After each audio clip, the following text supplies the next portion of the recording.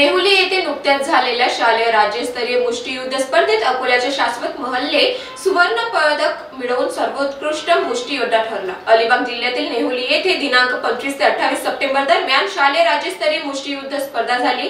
त्यात अकोला क्रीडा प्रबोधिनी व जिल्हा क्रीडा प्रशिक्षण केंद्राच्या खेळाडूंनी 8 सुवर्ण, 2 रौप्य, 8 कांस्य अशी तब्बल 18 पदके पटकावली। क्रीडा प्रबोधिनीचे शाश्वत महल्ले सुवर्ण पदक मिळवून सर्वोत्कृष्ट मुष्टियोद्धा पुरस्काराचा मानकरी ठरला। स्पर्धेत गोपाळ गणेशे, हर्षदीप जाधव, अथर्व भट यांना सुवर्ण पदक मिळाले। करण माळी, शिवराज देशमुख, स्मित राजपूत, बख्तियार बेहरवाले यांनी कांस्य पदक मिळवले। मुलींमध्ये इशिका झांबरे, गार्गी राऊत, अक्षरा खंडारे, भक्ती कावडे यांनी सुवर्ण पदक, मोक्षदा राऊत, श्रद्धा लांडे यांनी रजत पदक, तसेच सुहानी बोराडे, चैताली एरंडे, श्रावणी चंदन, श्रावणी डोसे यांनी कांस्य पदक मिळवले।